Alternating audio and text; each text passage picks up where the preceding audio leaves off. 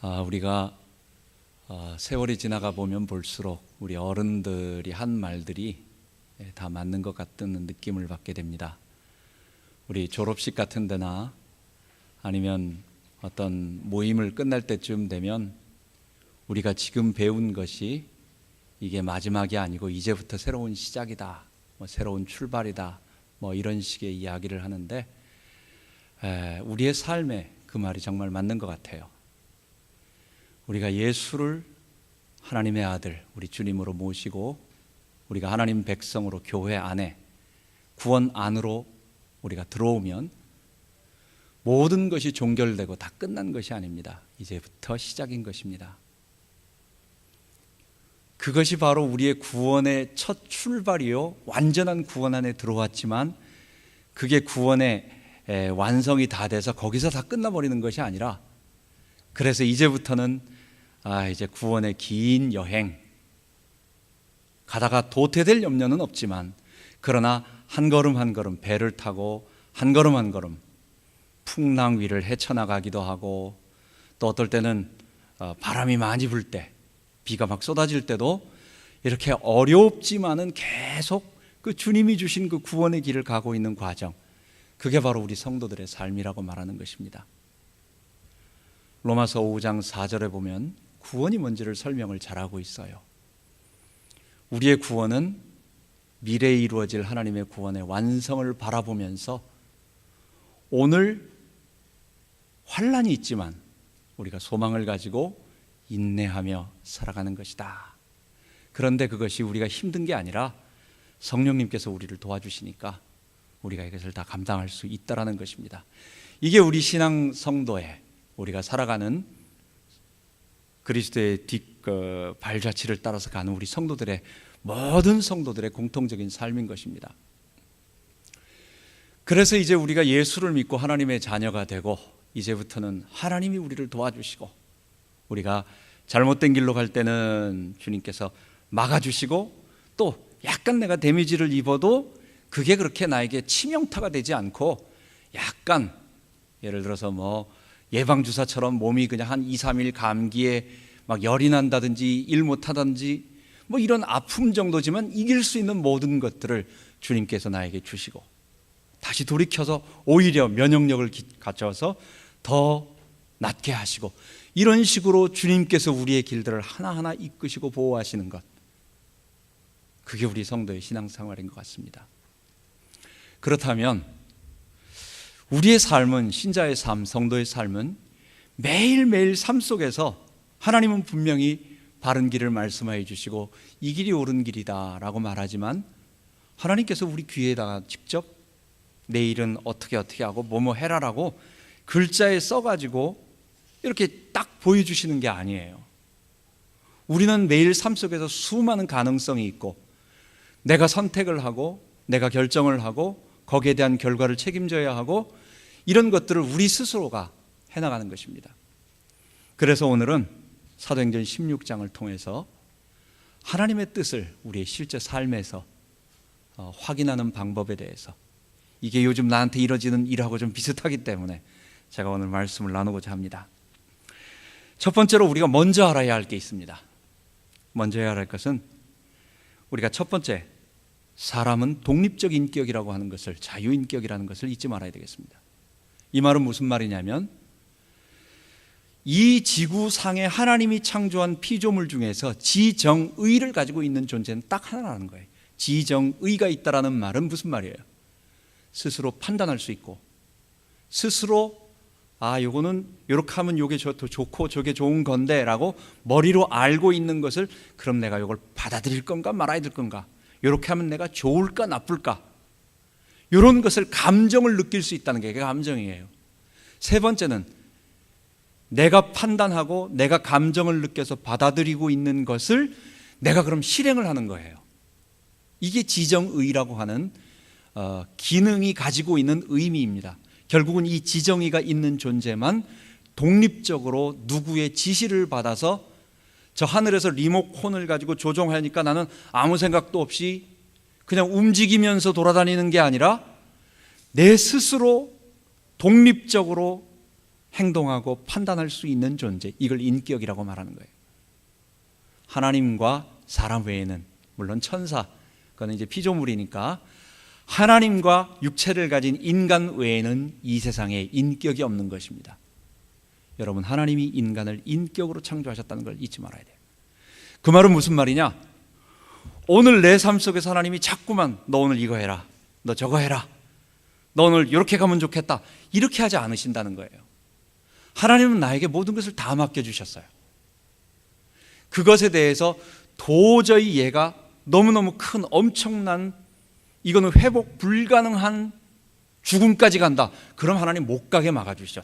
혹시나 무슨 자사고가 난다든지, 아니면 나도 모르게 뭐 깜빡 놓쳐가지고 못 만났다든지, 비행기를 놓쳤다든지, 뭐 하여간 오만 것을 통해서 하나님이 그것을 막으시지만, 그러나 하나님은 우리에게 놓여있는 수많은 가능성에 대해서 그냥 놔두시는 거예요.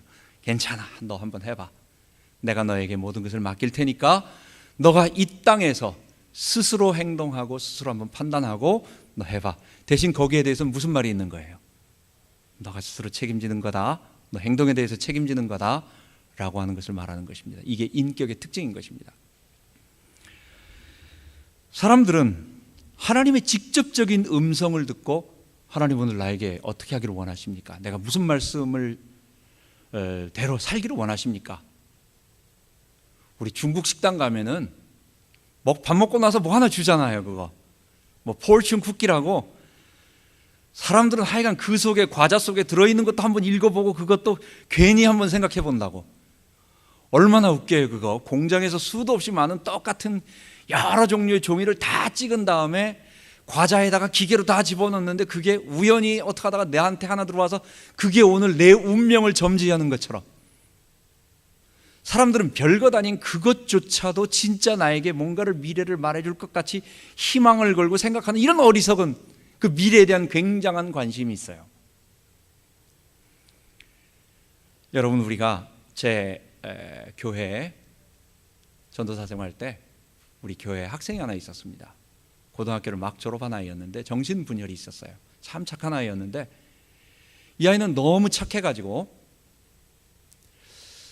하나님이 오늘 나에게 왼쪽으로 가기를 원하실까, 오른쪽으로 가기를 원하실까?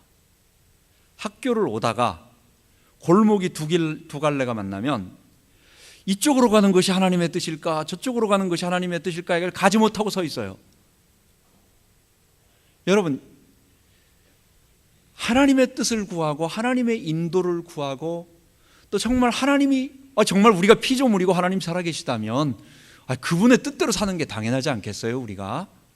그런데 우리 생각은 마치 그 학생처럼, 내가 왼발을 먼저 이쪽으로 가서 이쪽으로 가는 게 하나님이 더 기뻐하실까? 오른쪽으로 가시는 것이 더 기뻐할까? 착하고 순진한 마음이긴 하지만 그게 정도가 지나쳐가지고 움직이지도 못하고, 그래서 한참 기다리다 보면 거기서 이렇게 가볼까 저렇게 가볼까라고 선택하지 못하고 있는 그런 것을 보게 돼요. 하나님은 우리에게 그런 직접적인 음성을 들려주지 않으십니다. 뭐라고 말씀드렸습니까? 이 땅에 하나님이 지으신 모든 피조세계, 하나님이 이것을 아름답게 만드셔서 지금은 조금 망가져 있어요. 이게 우리가 살기 좀 힘들고 어렵지만은 이유는 하나님이 그렇게 만드신 게 아니에요. 본래 그런 것이 아니었어요. 어떤 다른 존재가 하나님과 싸워가지고 이 땅을 정복해서 사탄이 지금 지배하고 사탄의 소유권이 됐기 때문에 하나님의 통치가 이루어지지 못해서 이 세계가 이렇게 된 것도 아니에요. 뭡니까? 인간이 무한한 자유를 주시고, 너 즐거운 마음으로 하나님께 영광 돌려보라고, 너 지정의를 다해서 한번 해보라고 하나님이 자유 주신 그 인격이 거부한 거예요. 그것 때문에 이렇게 된 겁니다. 어떤 가게에 들어가다 보면 한복을 곱게 입은 도령상 하나하고 그 다음에 색동저고리 입은 그 인형 둘이 까딱까딱 인사하는 인형이 있어요. 들어오는 사람한테 인사를 꼬박 아주 공손하게 잘해요. 근데 이게 기계적으로 만들어 놓은 그 인형인데 조그만한 유리상자 안에서 거기서 계속 인사를 하고 있더라고. 아무런 감동이 없어요. 거기에는 집안에서 아무도 없는데 강아지 한 마리 기르고 있던 강아지가 튀어나오면서 주인이 오니까 너무너무 좋아하는 거예요, 이 강아지가. 어떤 우리 친구네 집에 가봤는데 그 푸들 강아지가 너무 좋아가지고 어쩔 줄을 몰라가지고 주인이 오니까 그냥 막 뒤로 뒤집어져가지고 막 그냥 하고 이런 그거. 여러분, 로봇가 까딱까딱 인사하는 것보다요, 강아지가 뒤집어져 있는 게 훨씬 기쁘더라고. 그게 무슨 말입니까? 자발적인 거예요. 하나님을 섬길 수밖에 없도록 프로그램 되어진 로봇이 기계적으로 하나님을 위해서 로봇처럼 어쩔 수 없이 그냥 그것만 반복적으로 일하는 것에 대한 아무런 감동이 없는데, 하나님은 인간을 사랑하셔서 무한한 자유를 주시고, 이건 하나님을 섬길 수도 있고 섬기지 않을 수도 있고, 하나님은 그러한 자유를 주신 인간의 자발적인 행동에 의해서, 선택에 의해서, 지정의 결단에 의해서 하나님을 섬기기를 원하시는 거예요. 그런데 인간이 그걸 거부한 것입니다.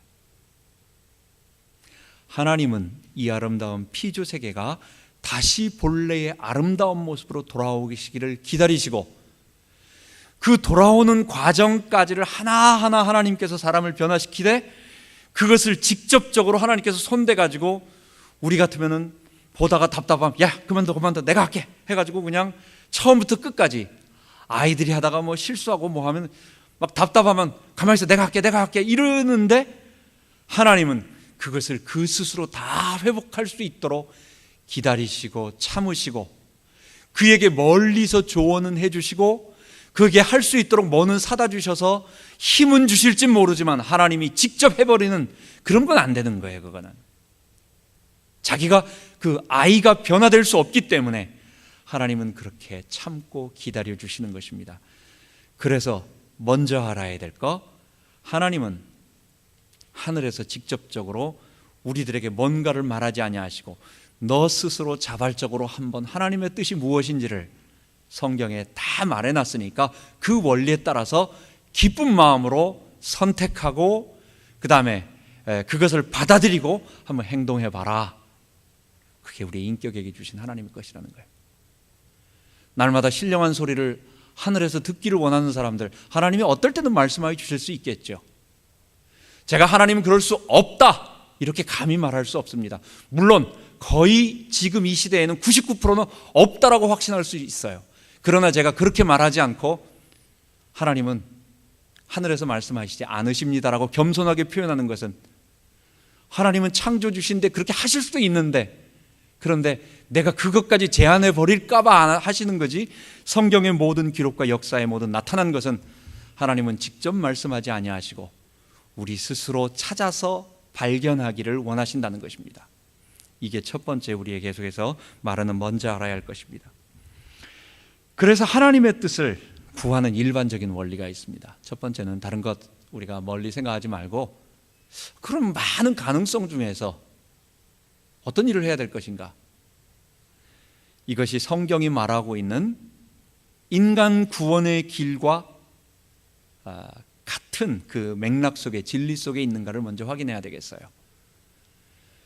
예수님이 우리 죄를 위하여 죽으시고 우리가 그분의 십자가에 동참하고 그분의 부활이 내게 생명으로 나타날 때 구원이 이루어지면서 이 땅이 하나님 나라로 회복되어진다라고 하는 이 원대한 하나님의 구원 계획, 이것이 맞는 한 단어라고 한다면 그게 그리스도 안에서라는 말이에요. 그래서 우리는 늘 내가 선택하고 내가 결정하는 일이 이 그리스도 안에서라고 하는 부분과 일치되어지는가 맞는가, 잘 모를 때는 일단 비슷한 쪽으로 많은 것 중에서 내가 판단했을 때 가장 이것이 그리스도 안에 있는 거다.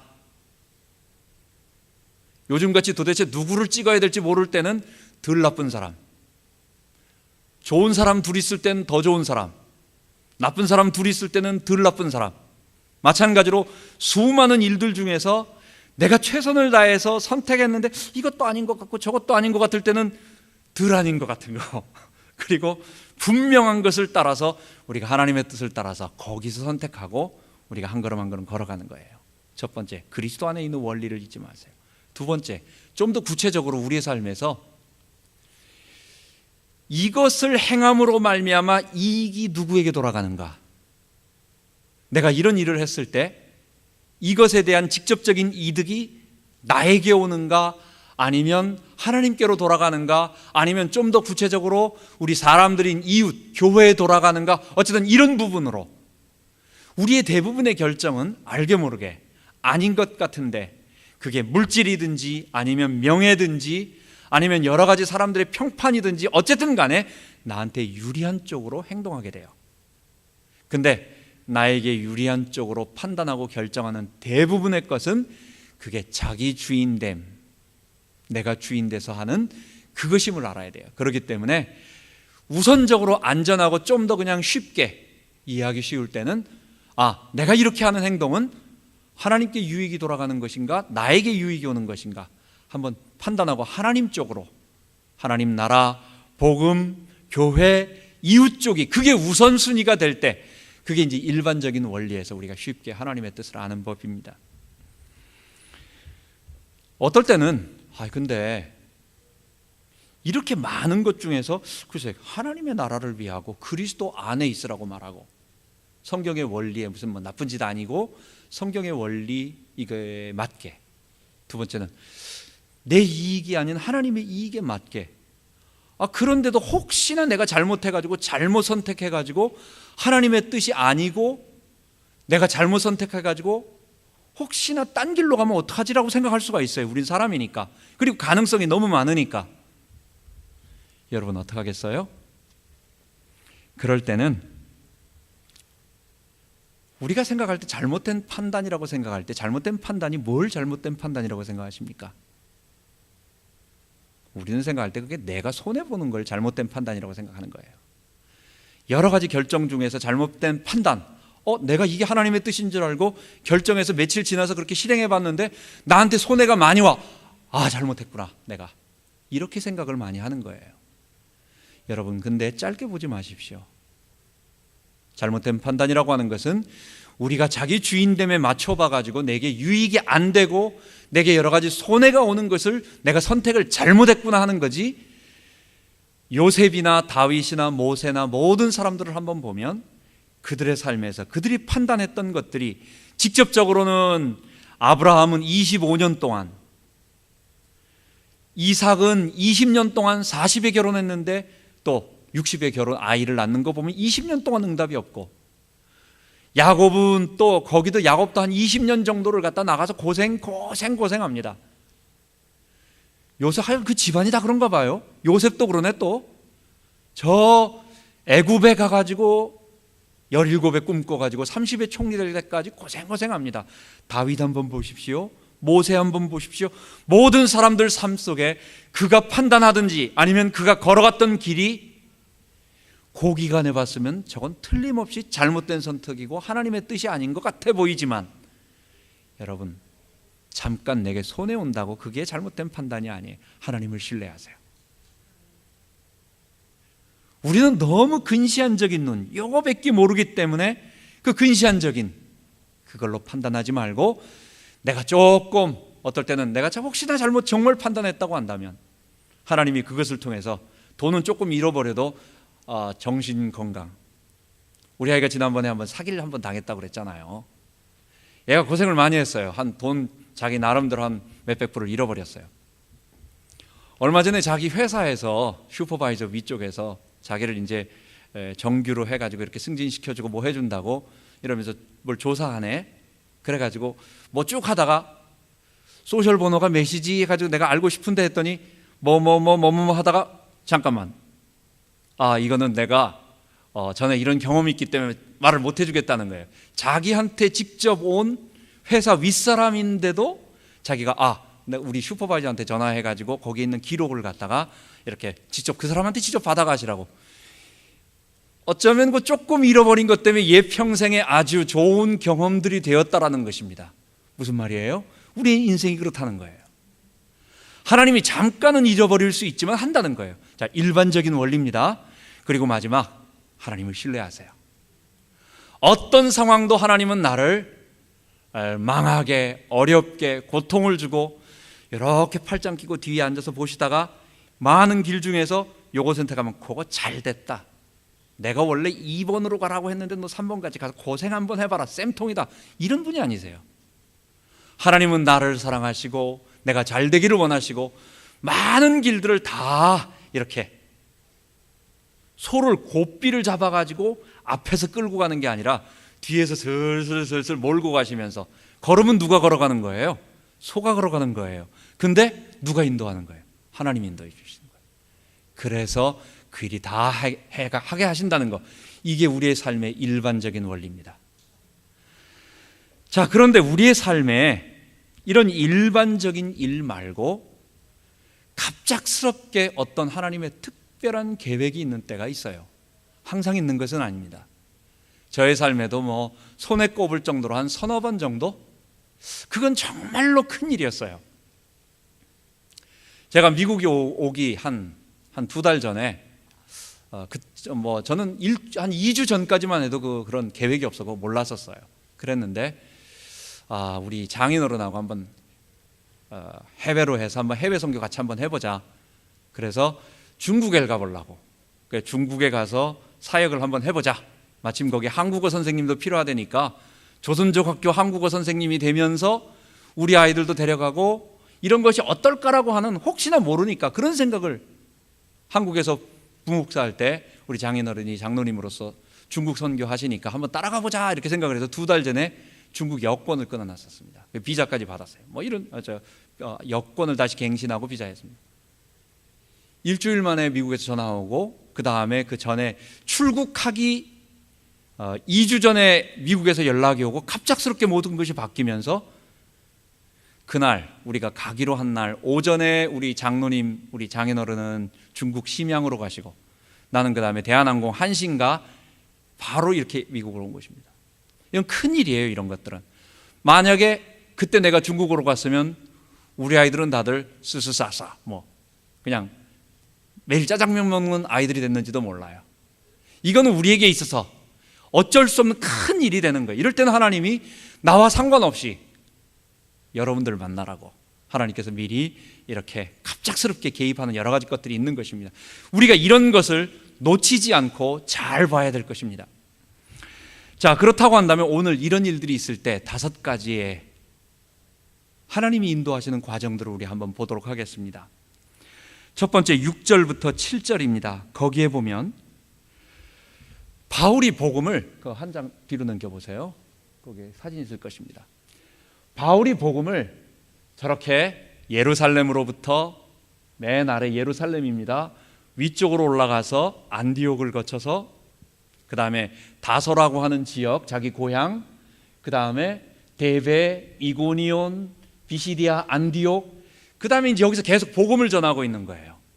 저쪽 앞으로 툭 튀어나온 데가 지금 터키라고 하는 지역이고, 이제 저기를 소아시아 반도라고, 아시아라고 말하는 데가 바로 저기예요. 우리는 모든 전체가 아시아니까 이걸 구분시키기 위해서 저기를 소아시아 반도라고 말하는 것입니다. 바울의 원래 계획은 저 북쪽으로 가는 것이었습니다.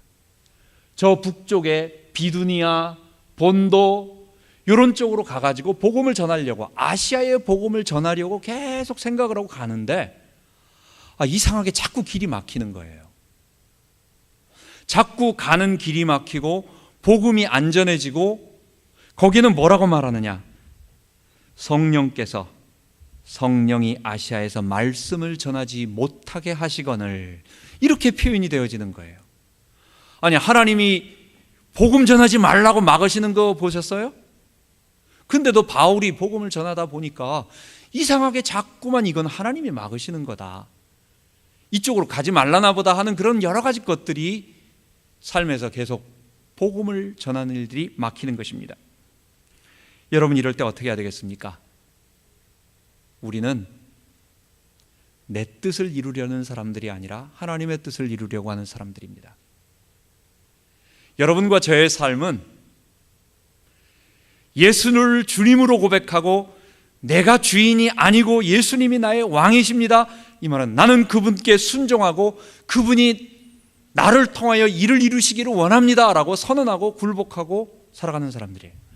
그렇다고 한다면 우리는 그렇게 큰, 내가 뭘 이루어야 되겠다, 뭘 성취해야 되겠다, 이런 것은 그렇게 크게 없어요. 단지 하나님의 영광을 위해 살아야 되겠다. 어떻게든지 내 이익이 아닌 하나님의 영광, 하나님 나라, 교회, 어쨌든 복음이 증거되는 대로 살아야 되겠다. 이런 원대한 큰 거시적인 어떤 꿈이 있는 것뿐이지, 나는 반드시 이렇게 해서 이렇게 하고 몇 년 되면 숫자가 몇 명이 되고 뭐가 되고 어떻게 돼서 어떻게 이런 식의 어떤 계획은 우리는 그렇게 크게 없는 거예요. 그러니까 쭉 하나님의 영광을 위해서 살아가면서 복음을 전하고, 또는 어떤 일들을 해나가다가, 이게 구체적인 목사님처럼 복음을 전하는 길일 수도 있고, 아니면 주님을 위해서 어떤 일을 할 수도 있는 사업적인 것도 있을 수 있겠죠. 경영적인 문제들도 여러 가지 있을 수 있겠죠. 근데 내가 생각한 것을 반드시 관철시켜서 이 목표를 초과 달성하고, 그 다음에 그거 플러스 얼마를 만들어내서 그걸 기반으로 내가 뭘 해내고, 이런 계획을 세워놓는 자체가 아니라는 거예요. 우리는 그냥 성령님이 인도하시는 것에 자유롭게, 이게 바로 온유하다라는 말입니다. 주님께서 마음대로 쓰실 수 있도록, 주님이 야야야 그쪽으로 가지 말고 한번 이쪽으로 가는 것이 좋겠다라고 하실 때, 하나님의 영광을 위해 내가 이것을 반드시 돌파하고 내가 이것을 해내겠습니다라고 하는 어떤 그런 것보다도, 하나님이 저에게 만약에 나는 계획을 자꾸 바꾸는 것 같고, 나는 줏대가 없는 사람인 것 같고, 나는 바보같이 말해 내 생각도 없는 사람인 것처럼 보이지만, 하나님이 이것을 막으실 때는 어떻게 하겠어요? 그럼 하나님이 원하시는 것이 무엇인지, 저야 주님께 순종하는 사람이잖아요. 맡기고 따라가는 거예요. 내가 가는 길을 우선 멈출 줄 아는 사람. 우리는 내가 계획해 놓은 것을 반드시 성취해내는 사람이 집념의 사람, 성공 있는 사람, 인내심이 있는 사람, 끈기 있는 사람이라고 우리 학교에서 배우고, 또 그런 사람들이 성공한 것을 보았어요. 그러나 그리스도인은 그런 사람들이 아닙니다. 내가 세운 것보다도 하나님이, 일반적인 원리가 아닌, 그렇게 평상시에는 그렇게 살아가는데, 하나님이 만약 너가 정말 수년 동안 최선을 다해서 해왔던 그 모든 일보다도 이제는 이쪽으로 가라라고 얘기했을 때는 내 것을 멈출 줄 아는 사람, 그게 하나님의 뜻을 아는 거예요. 두 번째로, 하나님의 뜻을 구하는 일반적인 원리, 제가 첫 번째 말씀드린 것입니다. 그 원리를 기대하면서 다시 한번 점검해보고, 나는 어떨 때는 맞았다고 생각했는데 지나고 보면 틀린 게 있어요. 여러분, 사람이 얼마나 참 어리석은 줄 아세요? 제가 설교를 하는데 사도 요한하고 세례 요한하고 어떨 때는 구분을 못해가지고 설교를 했었어요. 그런 적이. 그러니까 그때 뭐냐면, 옛날 설교할 때 십자가상에 예수님이 못 박혀 죽은 다음에 밑에서 사도 요한이 있었잖아요. 그래서 예수님이 사도 요한에게 맡겼잖아요. 자기 어머니를 맡기고 대화를 나눕니다. 이걸 세례 요한이라고 그러네. 내가 그냥 이거는 내가 적은 것을 읽는 게 아니라, 설교는 큰 줄기를 가지고 이제 제가 이렇게 하니까 이렇게 말이 실수가 좀 있어요. 지난번에도 마르다하고 마리아 할 때 바뀌어 있었는데, 자 보십시오. 내가 설교를 할 때 3번, 4번을 강조하는데도 내가 사도 요한이라고 말해야 할 걸 세례 요한이라고 말한다는 걸 몰랐어요. 설교할 때. 두 번째, 이걸 라디오 방송을 할 때 편집하는 과정 속에서 검토를 하는데도 그때도 몰랐어요. 틀릴 리가 없다고 생각을 한 거지. 그냥 너무 쉬운, 그냥 간단한 거니까 틀리지 않는다고 생각하니까 그게 그냥 3번이나 지나갔는데도 그 말을 걸러내질 못했어요. 라디오에서 나오는 것 보고 내가 저렇게 말했나? 라고 한 거예요. 제가 지금 뭘 말하려고 하는 거예요? 우리 사람은요, 내가 맞다라고 확신하고 자신 있는 것도 그게 틀릴 수가 있어요. 그렇기 때문에 어떤 일이 막힐 때는, 하나님께서 중단을 시킬 때는, 혹시나 그 일반적인 원리에 있어서 이게 혹시 내가 분명히 하나님의 영광, 하나님의 뜻을 따라가는데 혹시 이거 아닌가라고 한번 자세하게 점검해보고, 멈춘 상태에서 점검해보고 확인해보고 하는 것이 중요한 것입니다. 기다리는 것이 중요한 것입니다. 그게 10절입니다. 그래서 거기서 아까 말한 그림 속에서 다른 데로 가지 않고 이제는 그러면 한번 무시하러 계속 직진해서 나가게 된 것입니다. 그래서 그 길이 연결된 것이 어디냐? 드로아라고 하는 항구 도시였어요.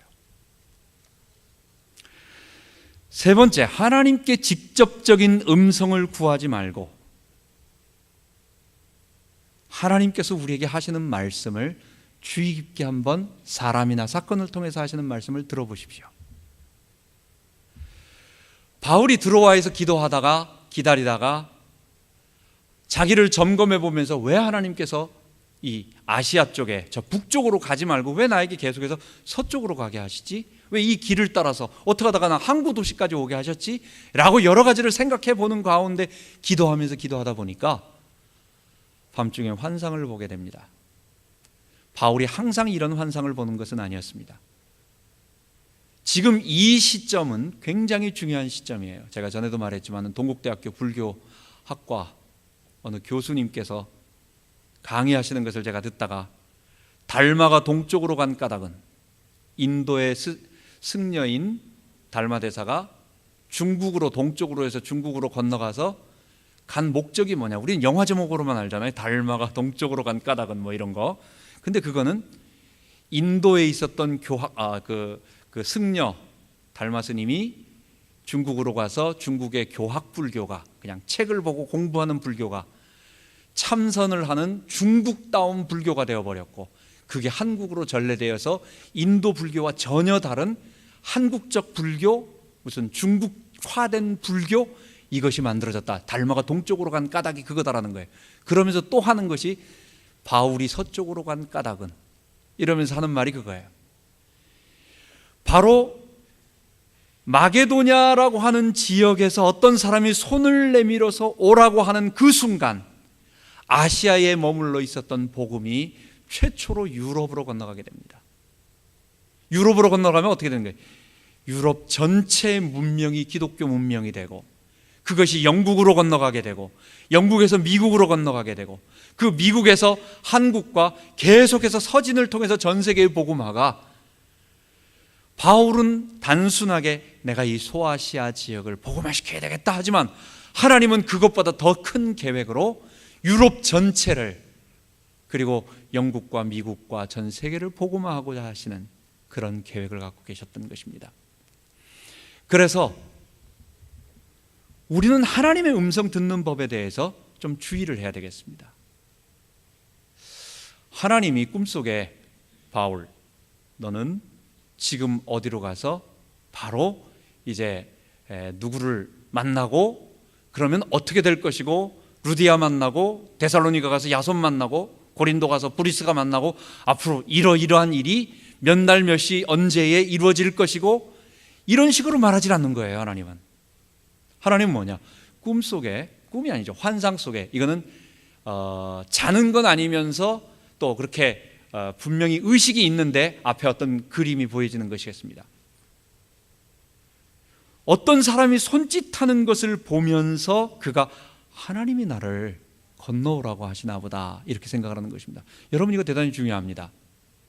왜 하나님께서 바울아 오늘 몇 번째 배가 있는데 그 배를 타라, 타서 어디까지 가고 빌립보 가서 어디 가면 누구 만나고 이렇게 말해주지, 딱 명확하게 말해주지 않고 그냥 막연하게 그냥 건너오라는 거예요. 건너오라는 거.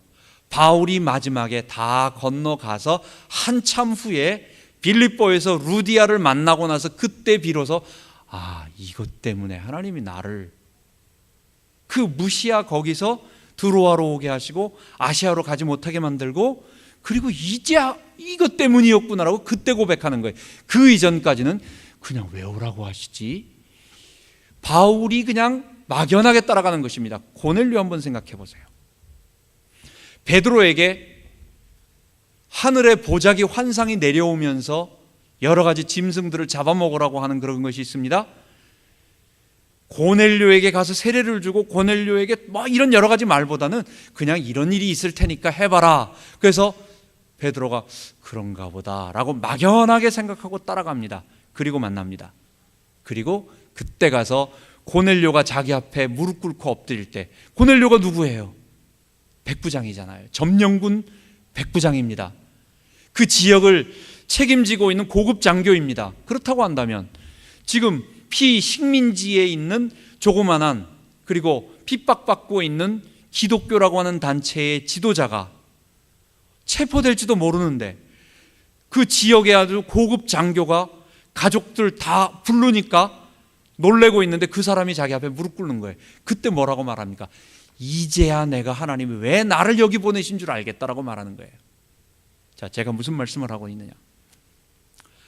하나님께서 뭐 때문에 우리에게 직접 음성을 들려주지 아니하시고 사람을 통하여 아니면 사건을 통해서 우리가 하나님의 뜻을 발견하기를 원하시느냐? 하나님이 우리를 인격으로 대우하시기 때문입니다. 아까 처음에 말씀드린 것처럼 우리가 사람이기 때문에 하나님이 직접 말해도 되지만 이거 완전히 너무 급할 때는 그냥 뭐 좀 내가 생각해보고 자시고도 없는 거죠. 무조건 손부터 내밀고 잡고 땡기는 거죠, 하나님이. 근데 하나님은 우리를 너무 인간 대접해 주시는 거예요. 내가 우리 아이하고 차를 타고 갈 때마다 습관적으로, 여러분 어떠신지 모르겠어요. 제가 차에 타면 순간적으로 야, 차선 바꿔, 왼쪽 깜빡이 켜고, 여기서부터 차선 바꾸고 저 앞에 가서 그냥 목적지 갈 때 그냥 애가 다 아는데 자꾸만 깜빡이 켜, 오른쪽으로, 야, 뒤 차 오는 거 봐라, 이게 자꾸만 나도 모르게 나오는 거예요. 애 되게 싫어합니다. 나중에는 놀려요. 아빠 여기서 킬까요 말까요? 여기서 왼쪽으로 틀을 뻔하다가 오른쪽으로 가고 싶은데 막 이러면서 장난을 친다고요. 기분 나쁘다는 얘기예요. 무슨 얘기예요? 하나님께서 늘 우리에게 자기의 뜻을 말씀해 주실 때 이거 해라 저거 해라 이거 해라 저거 해라 말하지 않고 그냥 어떤 큰 것을 보여주시고 이렇게 하기를 원하신다는 것을 말해주시면 내가 그것을 보고 아, 이게 하나님의 뜻인가 보다. 결정은 누가 하는 거예요? 판단은 내가 하는 거예요. 그리고 걸음은 누가 걸어가는 거예요? 내가 걸어가는 거예요. 이 피조의 세계 내에서 하나님이 나를 자유인격으로 인정하셨다는 그것이 그대로 나타나는 거예요. 하나님이 직접 개입해가지고 순간적으로, 여러분 우리가 위급할 때가 얼마나 많습니까? 하나님이 우리에게 알려주셔야 할 때가 얼마나 많습니까? 그때마다 수많은 사람들이 기도하면 하나님이 너무 힘드실 것 같아. 여기 가서 얘한테 이거 해줘야 되고, 저기 가보니까 쟤도 급해가지고 안 되겠어, 또 저기 가야 되고. 하나님 그렇게 하지 아니하시고 이 세계 내에서 하나님의 뜻을 보여주실 때 직접 음성으로 말씀하시지 않고, 왜? 나를 자유인격으로 인정하셨기 때문에 분명한 계획을 어떤 사건이나 사람을 통해서 아, 이거는 하나님이 이렇게 하시를 원하시는가 보다, 내가 엉뚱한 생각을 안 하도록 딱 보면 누가 봐도 그냥 그런가 보다 알 정도 하지만 그것 보고 판단을 누가 하는 거예요? 내가 하는 거예요. 그리고 결정을 누가 하고? 내가 하고, 걸어가는 거 누가 하고? 내가 걸어가고. 근데 누가 인도하셨어요? 누가 말씀하셨어요? 하나님이 하신 거예요. 자꾸만 직접 음성을 기다리지 마시고 기도하면서 일이 막힐 때는 하나님이 인도하시는 것이 뭔가를 바라보면서 사람과 사람을 바라보는 것입니다. 그때 바울이 8절부터 10절에 보면 환상을 통하여 그것을 확인하게 된 것입니다. 네 번째는 11절부터 12절입니다. 하나님의 뜻이 확신되어지면 아, 이게 분명히 하나님의 뜻인 것 같다라고 우리가 확인되어지면 용기를 가지고 나아가는 것입니다. 우리는 우리의 삶에서 용기가 필요할 때가 있어요. 지금 바울은 소아시아는 자기가 익숙하던 곳입니다. 여러분, 터키가 아시아입니까? 아니면 유럽입니까? 거기는 아시아예요. 그래서 아시안컵 대회야 이럴 때 뭐 저쪽 카타르 뭐 이런 쪽도 다 아시아 쪽으로, 얼핏 보면 미국 사람 비슷하고 서양 사람 비슷한데 다 아시아 쪽에. 사실 바울도 유대인이고 아시아 쪽에 익숙한 사람이고, 그래서 자기 그쪽에서 복음 전하려고 하는데 유럽에서 건너오라고 합니다. 지금 어떤 일이 벌어질지 몰라요. 거기서 핍박이 기다릴지 아니면 혹시 또 어떤 일이 벌어질지 모르는데 분명히 하나님께서 이 일을 원하신다면 용기를 가지고 나가는 것입니다. 여러분, 용기에는 많은 용기가 있습니다. 배고픔의 용기도, 이것도 참을 수 있고 핍박도 있을 수 있지만 우리는요, 미움받는 것에 대한 용기도 필요해요.